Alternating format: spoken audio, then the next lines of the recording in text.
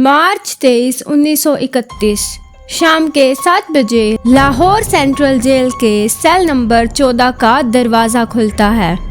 Guard कहता है, भगत सिंह, चलो फांसी का वक्त हो गया है। लेकिन आखिर 23 साल का वो लड़का क्या कर रहा था? वो बिना किसी खौफ के लेनिन की बायोग्राफी पढ़ रहा था। वो गार्ड से लेनिन की बायोग्राफी पढ़ते हुए और मुस्कुराते हुए कहता है, रुको, एक रिवॉल्यूशनरी दूसरे रिवॉल्यूशनरी से मिल रहा है। क्या आपने कभी सोचा है कि एक युवक जिसकी जान अगले 15 मिनट में जाने वाली है, आखिर वो इतना काम कॉन्फिडेंट और फियरलेस कैसे था? आखिरकार क्या थी भगत सिंह की वो साइकोलॉजिकल वॉरफेयर स्ट्रेटजी जिसने ब्रिटिश एम्पायर की बुनियाद हिला दी? आइए समझते हैं। स्टोरी शुरू होती है 1919 में, जब जलियांवाला बाग में बहुत सारे बेकसूर लोगों को मारा जाता है।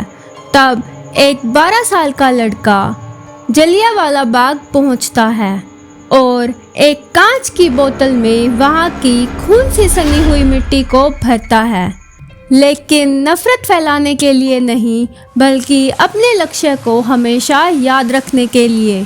बड़े होकर भगत सिंह ने देखा कि ब्रिटिशर्स बस वेपन से नहीं, बल्कि डर और प्रोपेगेंडा से इंडिया पर राज कर रहे थे।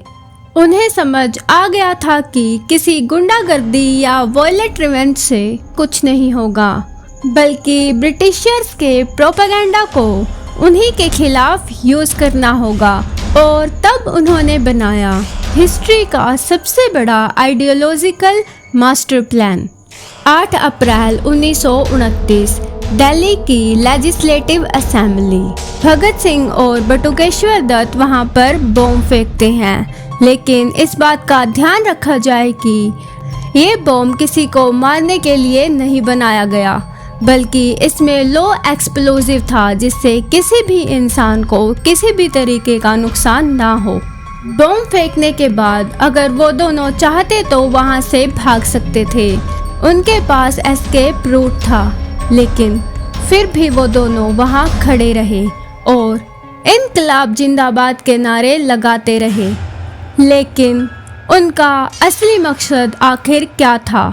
असली मकसद था ब्रिटिशर कोर्ट को अपना स्टेज ग्राउंड बनाना। ब्रिटिशर्स को लगा कि वो एक टेररिस्ट को पकड़ रहे थे, लेकिन भगत सिंह ने कोर्ट की हर ट्रायल को देश के सामने अपनी बात पहुंचाने का एक मीडियम बनाया। जब भी कोई ट्रायल होता तो वो अपनी बुक्स, अपनी नॉलेज और आज़ादी के अपने विजन पर बात कर पाते और उसे रिकॉर्ड करवा पाते। न्यूज़ में हर रोज़ उनकी बातें छपती। जो चीज़ें बंद कमरों में थी, अब वो पूरे देश के सामने पहुंचने लगी। जेल के अंदर ब्रिटिशर्स ने भगत सिंह का मोरल तोड़ने की बहुत कोशिश की। उनके साथ बुरा बिहेव हुआ, उन्हें खाना खराब दिया गया, लेकिन भगत सिंह ने वहां 63 दिन का एक हिस्टोरिक हंगर स्ट्राइक किया। साइकोलॉजी में इसे कहते हैं एक्सट्रीम पर्पस अलाइनमेंट, जब एक इंसान का मकसद उसके शरीर के दर्द से भी बड़ा हो जाता है। उनकी इस स्ट्राइक ने पूरे देश को जगा दिया। ब्रिटिशर्स को समझ आ गया था कि अगर भगत सिंह जिंदा रहा तो वो एक रिवॉल्यूशनरी बन जाएगा, और अगर उसकी जान चली गई तो वो एक शहीद बनकर हमेशा के लिए अमर हो जाएगा।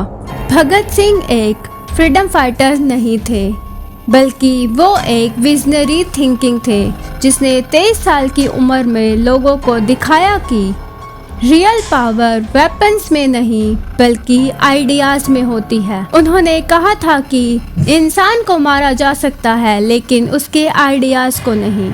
भगत सिंह जी के इस मास्टरमाइंड माइंडसेट से आपको सबसे बड़ी सीख क्या मिली? अपने विचारों को कमेंट्स में जरूर बताएं।